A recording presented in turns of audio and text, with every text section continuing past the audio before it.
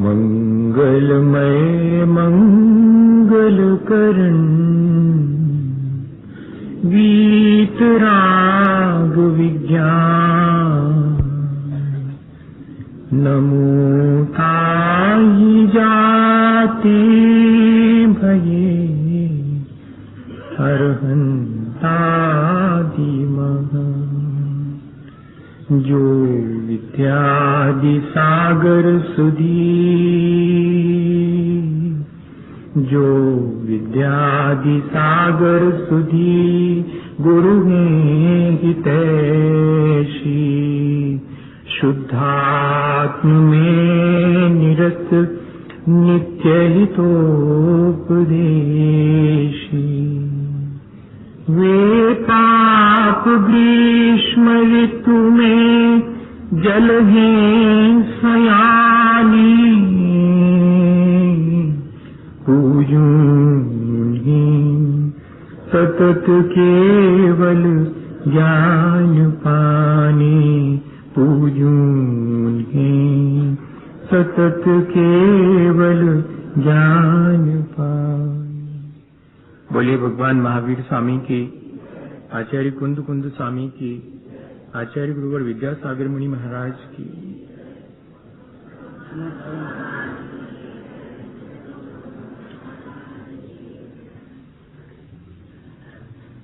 हम यहाँ इस बात के लिए एक साथ बैठे हैं कि विचार करें जिस तरह का जीवन हमें प्राप्त हुआ है उसकी जिम्मेदारी किसकी है, उसका उत्तरदायी कौन है। जीवन को सुखपूर्वक या दुखपूर्वक, ज्ञान के साथ या अज्ञान के साथ, अत्यंत वैभव समृद्धि के साथ या कि दीनहीन और दरिद्रता के साथ जीने की मजबूरी किसने हमें सौंपी है। क्या कोई इस सब का विधाता और स्वामी है क्या, जो हमारे जीवन को इस तरह जीने के लिए मजबूर करता है। और हमने बहुत स्पष्ट रूप से विचार करके ये जान लिया है कि ये काम किसी और का नहीं है, ये काम मेरे अपने कर्मों का है। मैं यहाँ निरंतर मन, वाणी और शरीर से जो भी करता हूँ और जिस तरह के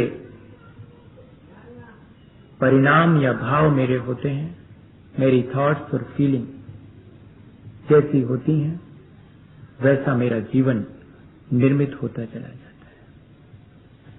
मेरे अपने इस जीवन के निर्धारण में या कि मेरे अपने इस संसार के कर्मों को निर्धारित करने में मेरे साथ 3 लोगों की भागीदारी है। एक तो मेरी अपनी आसक्ति, मेरा अपना मोह,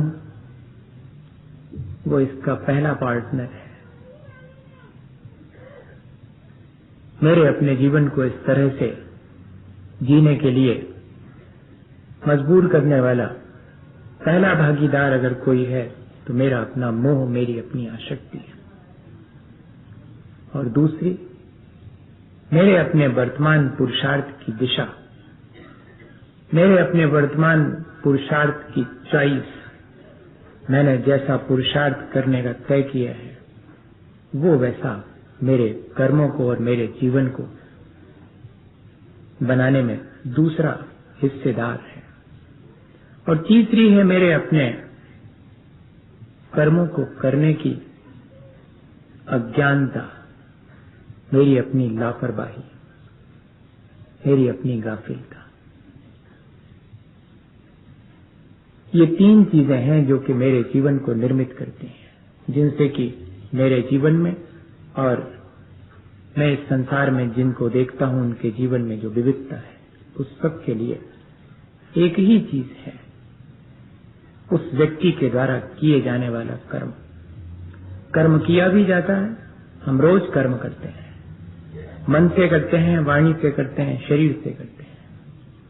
और इतना ही नहीं, हम अपने किए गए कर्मों का फल भी भोगते हैं, तुरंत भी भोगते हैं, और उसके आफ्टर इफेक्ट्स भी होते हैं, वे भी हमें ही भोगना पड़ते हैं। और इतना ही नहीं, उन कर्मों के फल भोगते समय मैं जैसे परिणाम करता हूं, जैसा मेरा पुरुषार्थ होता है, खोटे या भले मेरे भाव होते हैं, उससे मेरे आगे के कर्म मैं स्वयं निर्धारित कर लेता हूं। कर्म मुझे मनचाहा फल दें या कि कर्मों से मैं अपना मनचाहा फल पालूं, ये दोनों बातें पूरी तरह सच नहीं है, आधी सच है। कर्म मुझे मनचाहा फल दे सकते हैं, ऐसा भी नहीं है, और कर्मों के उदय में मैं मनचाहा फल पालूं, ऐसा भी नहीं है। तो फिर बात क्या है? ये जरा कर्म बंध की प्रक्रिया की जो अज्ञानता है, वो जरा ठीक करनी पड़ेगी मुझे, और अपने पुरुषार्थ को ठीक दिशा देनी पड़ेगी, क्योंकि ये दोनों मेरे बस में है। मेरा मोह, मेरी आसक्ति, उस पर मेरा उतना जोर नहीं चलता है, लेकिन मैं डायरेक्ट नहीं, मैं इनडायरेक्ट अपने उस मोह और आसक्ति पर कंट्रोल कर सकता हूं। मैं अपने पुरुषार्थ से और कर्म बंध की प्रक्रिया की अज्ञानता को दूर करके, ये मेरे मन में विश्वास जागृत होना चाहिए। वरना तो फिर कर्म जैसा फल मुझे देना चाहेंगे, मुझे भोगने की मजबूरी है। और या फिर दूसरा यह है कि मैं ऐसा पुरुषार्थ करूं, पुरुषार्थ करने का अहंकार करूं कि मैं अपने कर्मों से अपना मनचाहा फल ले लूंगा, ऐसा भी नहीं। दोनों ही चीजें नहीं। कर्म तो सिर्फ इतना काम करता है कि मेरे चाहे गए कामों में बाधा डाल सकता है, लेकिन अपना मनचाहा फल मुझे नहीं दे सकता। एक चीज समझने की चीज है, न हम कर्मवादी हैं, न हम भाग्यवादी हैं, न हम पुरुषार्थवादी हैं। हम तीनों को व्यवस्थित रूप से समझ करके अपने जीवन को पुरुषार्थ के द्वारा अच्छा बनाने के लिए सक्षम है। कर्म मुझे अपना मनचाहा फल दे, तब तो ये कर्मवाद हो गया। मैं अपना मनचाहा फल उससे ले लूं, ये तो पुरुषार्थवादी पना हो गया, ये तो अहंकार हो गया। या कि मैं ये मान के बैठ जाऊं कि मेरी नियति, डेस्टिनी, मेरा भाग्य ऐसा है, किसी ने मेरे लिए लिख दिया है मेरे माथे पर, ऐसा भी नहीं। मुझे इन तीनों बातों को ठीक समझना पड़ेगा। कर्म तो ठीक ऐसा है कि मेरे सामने थाली परोस के रख दी गई है, लेकिन मुझे क्या खाना है, कितना खाना है, कैसे खाना है, कब खाना और कब नहीं खाना है, ये मेरे पुरुषार्थ पर निर्भर करता है। कर्म मेरे सामने थाली की तरह परोस करके रखी हुई चीज की तरह है, और वो भी किसी और ने मेरे लिए नहीं बांधा है, मैंने अपने कर्म करके अपने आगे के लिए उसे संचित किया है। और कर्म तो ऐसा है जैसे कि मैं घर में चना लेकर के आया हूं, तो मजबूरी नहीं है कि मैं कच्चे ही खाऊं। मैं उन चनों को भून करके खा सकता हूं, उनका सत्तू बना के खा सकता हूं, उनका बेसन बना करके, और उसकी बर्फी भी बना सकता हूं और बूंदी बना सकता हूं। ये मेरा पुरुषार्थ है। कर्म तो मेरे पास चने की तरह आया है। मैंने अपने आंगन में एक पेड़ लगाया है आम का, तो मेरी ये मजबूरी नहीं है कि मुझे उसके जब खट्टे फल आएंगे तभी खाना पड़ेंगे। मैं वेट कर सकता हूँ, फल पकने पर, मीठे होने पर खा सकता हूँ। अगर मेरे कच्चे खाने का मन है तो उनको तोड़ करके और समय से पहले और उनको पका करके खा सकता हूँ। और इतना ही नहीं, मैं उनमें मीठी चीज मिला करके चाशनी में उसको पाक करके खट्टा मीठा करके खा सकता हूँ। मैं चाहूं तो उन आमों की कच्ची कैरी को तोड़ करके चटनी बना सकता हूँ। कर्म के बारे में भी मेरा यही व्यवहार है। कर्म पर मेरा इतना वश है। कर्म का विधाता मैं हूं, कर्म मेरा विधाता नहीं है। ये बात हमें बहुत स्पष्ट होनी चाहिए। कर्मों को मैंने अपने लिए बांधा है, कर्मों से मैं मजबूर नहीं हूं। लेकिन एक चीज ध्यान में रखें कि ये बात कब तक सच है और कितने प्रतिशत सच है? ये 95% कर्मों पर सच है, 5% पर मेरा बस नहीं है। ये बात ठीक है। और दूसरी चीज, मेरा वश उन कर्मों के फल देने से पहले पहले है, फल देते समय मेरा वश उतना नहीं है।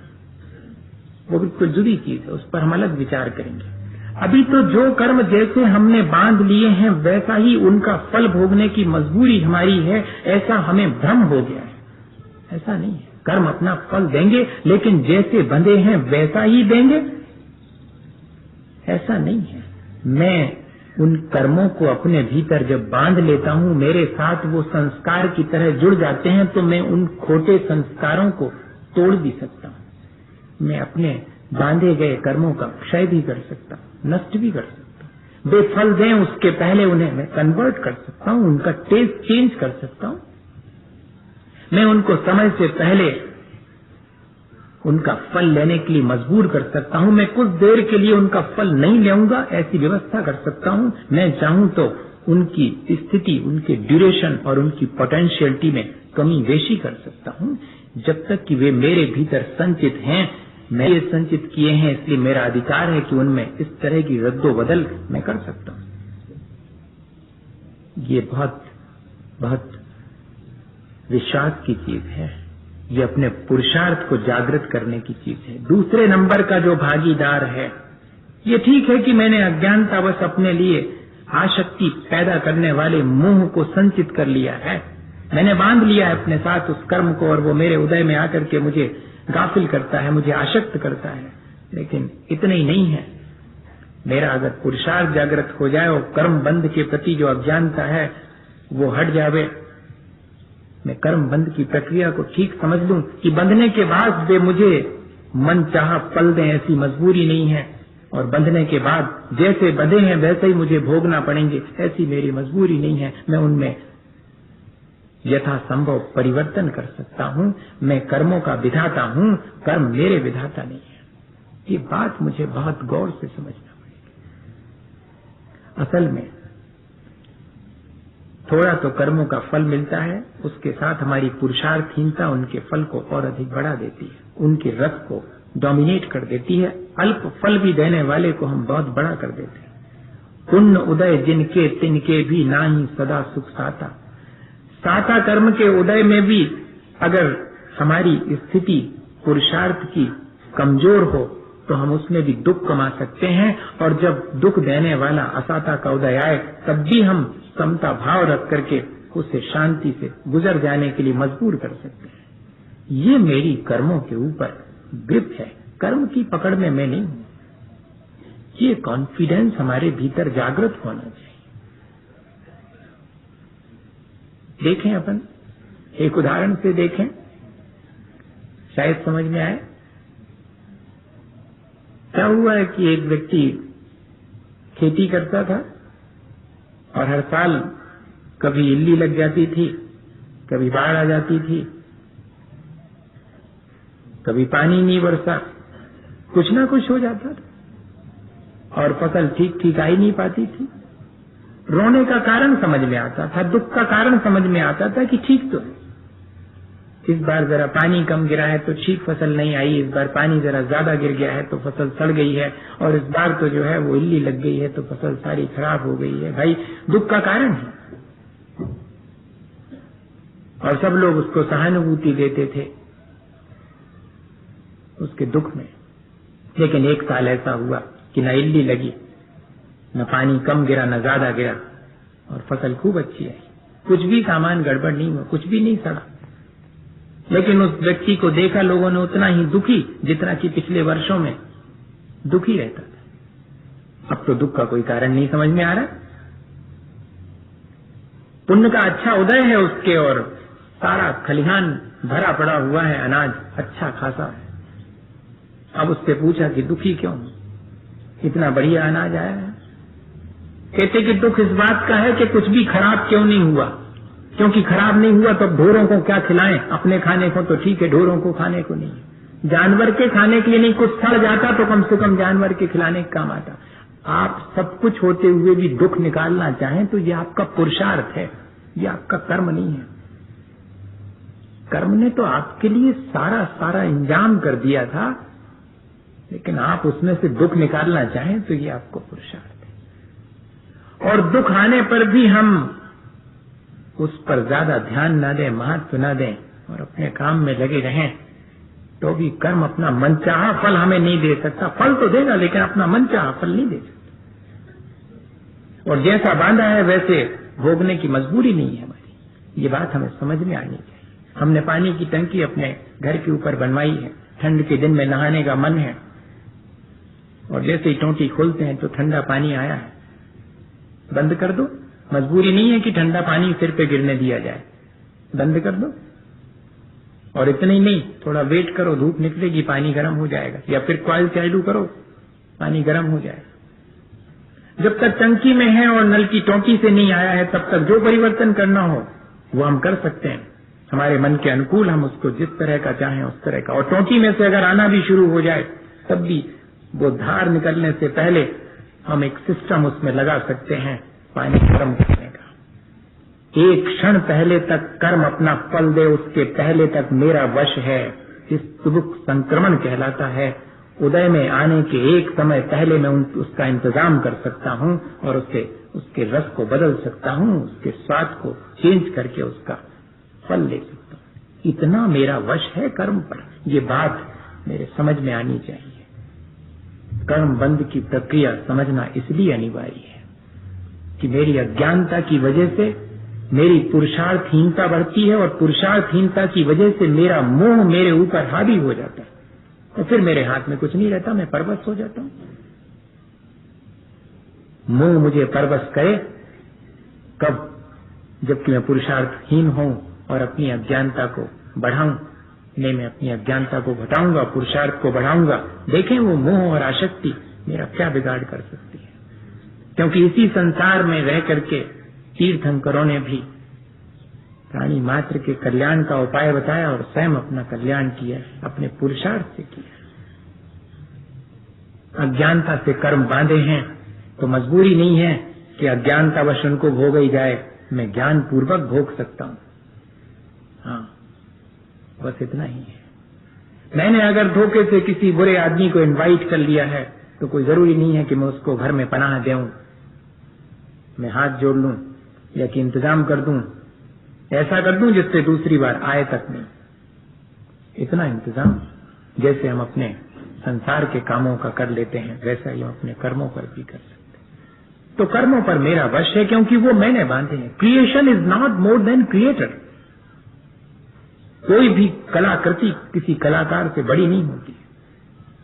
कर्म मेरी कृति है, कर्म मेरा स्वामी नहीं है, वो मेरे बनाए गए, मेरे हाथ का मैल है वो कर्म। मैंने अपने वाणी, मैंने अपने मन और मैंने अपने शरीर की चेष्टाओं से उन्हें आमंत्रण दिया है, और मेरी अपनी फीलिंग्स, मेरे अपने थॉट्स, जिसकी वजह से उनको मैंने शक्तिशाली बना दिया है। मैं अपने थॉट्स और फीलिंग को चेंज करके उनकी शक्ति को डिस्ट्रॉय कर सकता हूं, उनकी शक्ति को कमजोर बना सकता हूं। मैं अपने मन, वचन और शरीर को जरा व्यवस्थित करके उनके आने के द्वार को रोक सकता हूं। मैं इतना कर सकता हूं। ये बात हमारे समझ में आनी चाहिए।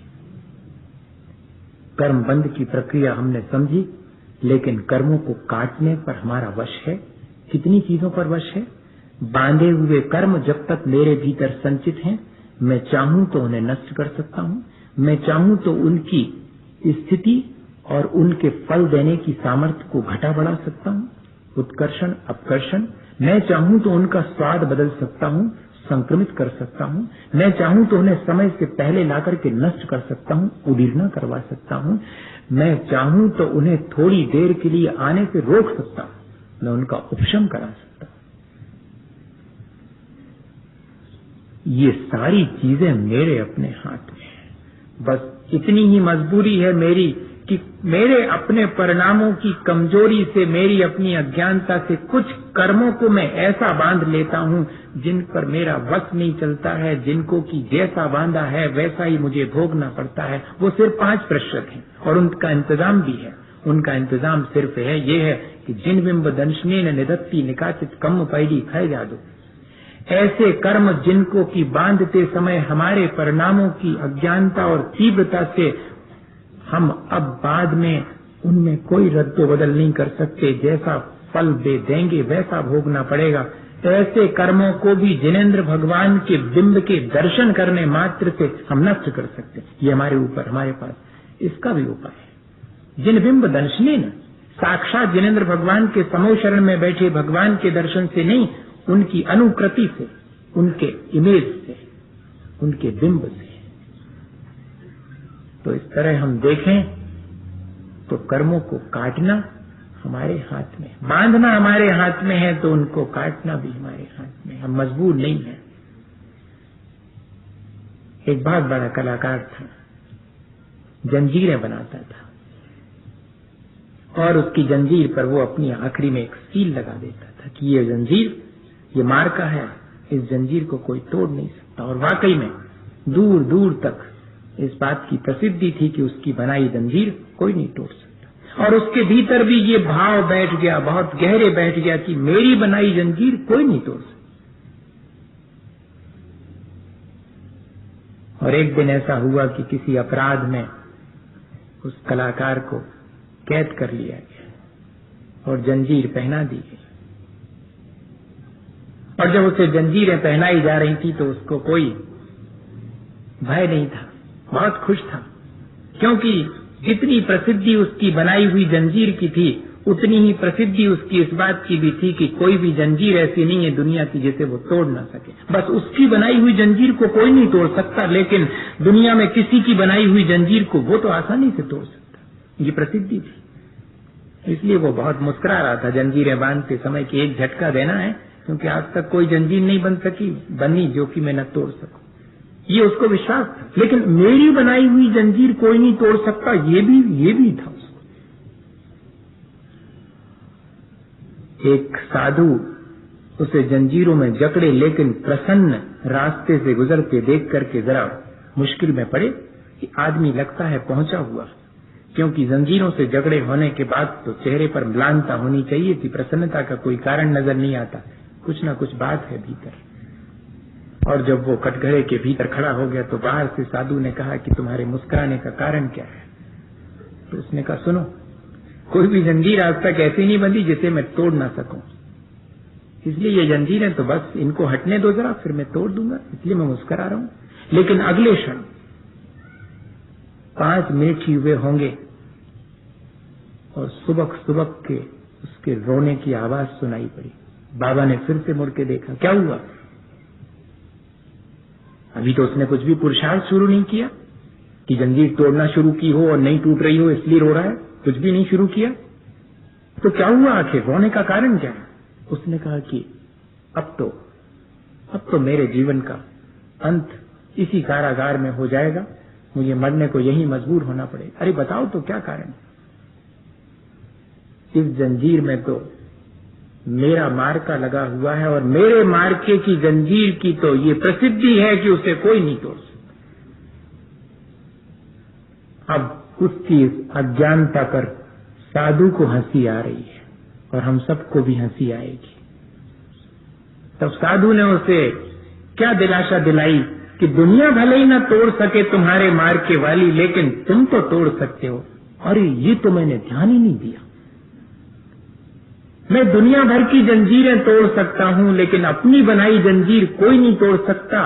ये तो ठीक है, पर मैं तो अपनी बनाई जंजीर तोड़ सकता हूं। मैं अपने बांधे कर्मों को, मैं किसी और के, अपने परिचितों के, अपने बहुत प्यारी माँ के भी बांधे गए कर्मों को नहीं काट सकता। ये ठीक है, लेकिन मेरे बांधे गए कर्मों को तो मैं काट सकता हूं। मेरी माँ भी मेरे कर्मों को नहीं काट सकती। ये बिल्कुल ठीक है, ना मैं उसके कर्मों को काट सकता हूं, पर मेरे बंधे कर्मों को मैं काट सकता हूं। ये बात, ये विश्वास हमारे पास में होना चाहिए। ये चीज हमारे हाथ में है। तो भैया आज अपन ने एक बहुत बड़ी बात सीख ली।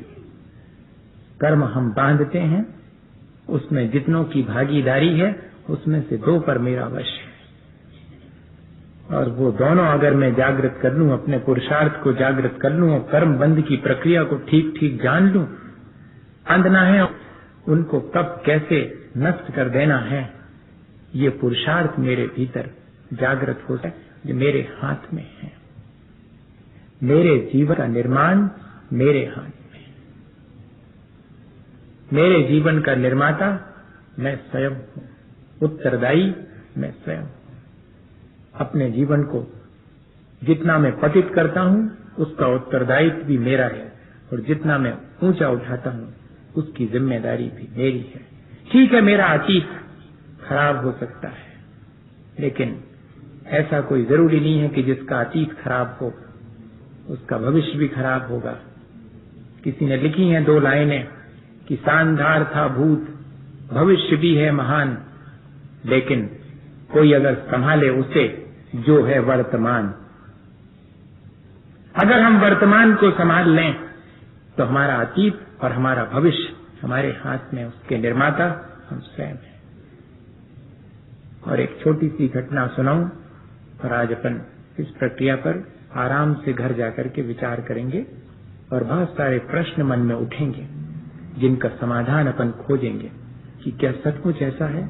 इतनी बातें सुनने के बाद मन में एक कसमसाहट जरूर लगेगी, क्या ऐसा कर सकता हूं? मैं तो अभी तक यही सोचता था कि मैंने जो पहले बांधा है वो भोगने की मजबूरी है, और मैं तो पूरे जीवन यही देखता आ रहा हूं। पूरा जीवन मेरा गुजर गया। मैंने जब जब भी जहां हाथ डाला मुझे लाभ होना था तो लाभ हुआ, जहां हाथ डाला हानि होना थी हानि हुई। मैं कोई क्या कर सका? मैं तो अत्यंत मजबूर, किसी के हाथ की कठपुतली की तरह मैं अपना जीवन जी रहा हूं। मैंने तो आज तक यही सोचा था, आज ये कौन सी बात कह रहे हैं? विचार करना, मेरी बात को सहसा मान मत लेना। ऐसे तो हम बहुत सारी बातों को मानते आए हैं, किस किस की मानेंगे? अब किसी की नहीं मानना। अपने भीतर झांक करके देखना कि वास्तविकता क्या है, उसको मानना। मैं आपको ये साहस दिला रहा हूं कि जब किसी दूसरे के कही हुई बात को हम फिर से एनालाइज करके देख सकें, अभी हम लोगों के पास ये साहस नहीं है। हम स्वयं अपने जीवन में झांक के देखें कि जो मैंने निर्मित किया है उसकी जिम्मेदारी मेरी है या दूसरे की, या कि मेरे कर्मों की है। कर्मों पर भी अपनी जिम्मेदारी नहीं डालना। कर्म बांधने की जिम्मेदारी मेरी है, बस इतना ही है। लेकिन मेरे जीवन को बनाने में कर्मों का कितना हाथ है, कहीं उससे ज्यादा मेरे अपने पुरुषार्थ का, मेरी अपनी चॉइस का हाथ है। वो उदाहरण बहुत छोटा सा है। एक ज्योतिषी जो भी प्रेडिक्शन करता था वो सही निकलते थे, उसकी सारी भविष्यवाणियां सही निकलती थी। 2 युवकों को उससे ईर्ष्या हुई। उन्होंने कहा परीक्षा करेंगे कि सही निकलती कि नहीं निकलती। उन्होंने अपने ओवरकोट के जेब में और एक चिड़िया पकड़ करके रख ली। चले गए उस ज्योतिषी के पास और कहा कि मैं आपसे ये नहीं पूछना चाह रहा हूं कि मेरे ओवरकोट के जेब में क्या चीज है, ये तो हम ही बताए देते हैं कि एक चिड़िया है, लेकिन हम सिर्फ ये पूछना चाहते हैं कि आपके ज्योतिष में कितनी दम है। मुझे बताओ कि मरी है कि जिंदा है। तो मालूम उसने क्या जवाब दिया था? It is in your hand. चिड़िया तुम्हारे हाथ में है और चिड़िया का मरना और जीना भी तुम्हारे हाथ में। It is in your hand. ये एक प्रतीक है इस बात का। क्यों? क्योंकि वो तो ये सोच के गए थे कि जैसे ही ये कहेंगे कि मरी हुई है तो हम फौरन छोड़ दें कि जिंदा है, और ये कहेंगे कि जिंदा है तो दबाने में कितनी देर लगनी है। तो उसने भी यही जवाब दे दिया कि it is in your hand. चिड़िया का मरना और जिंदा होना वो तुम्हारे अपने हाथ में है। ये इस बात का प्रतीक है कि बहुत सारी चीजें हैं जो हमारे हाथ में, लेकिन ऐसा अहंकार मत करना। हाँ, मेरा पुरुषार्थ मुझे अहंकार करने की प्रेरणा नहीं देता। मेरा पुरुषार्थ मुझे ठीक ठीक बात को समझ करके और मुस्कुरा करके प्रसन्नता पूर्वक उन चीजों को जिनको मैं नहीं चाहता उनको हटाऊं, और जिन चीजों को अपने जीवन में चाहता हूं उनको लाऊं। सिर्फ इतनी ही सलाह देता है। आने पर अहंकार करना और नहीं मिलने पर संक्लेश करना, ये तो और अधिक कर्म की प्रक्रिया को बढ़ाने का इंतजाम है। बहुत सावधानी की आवश्यकता है। हम समझें और इस प्रक्रिया को समझ करके और अपने जीवन को दिशा दें और अपने जीवन को अच्छा बनाएं। इस प्रक्रिया का उद्देश्य सिर्फ इतना ही है, कोई अपनी विद्वत्ता बढ़ाने का या कि कोई अपने बहुत अधिक होशियार होने का नहीं है। बस अपने जीवन को अच्छा बनाने का उद्देश्य है। ये पूरी प्रक्रिया इसलिए हम समझ रहे हैं बैठ करके एक साथ। अकेले अकेले तो सब समझते हैं जो जितना समझता है, और एक साथ बैठ के समझना एक बहुत बड़ी चीज है। और हम एक दूसरे से समझें, एक दूसरे के जीवन में भी देखें कि क्या वास्तव में ऐसा ही है, और फिर हम उस प्रक्रिया में क्या परिवर्तन करके अपने जीवन को अच्छा बना सकते हैं, ऐसा विचार करें। इसी भावना के साथ बोलिए आचार्य गुरुवर विद्यासागर मुनि महाराज हे गुरुवर शाश्वत सुख दर्शक यह नग्न स्वरूप तुम राहे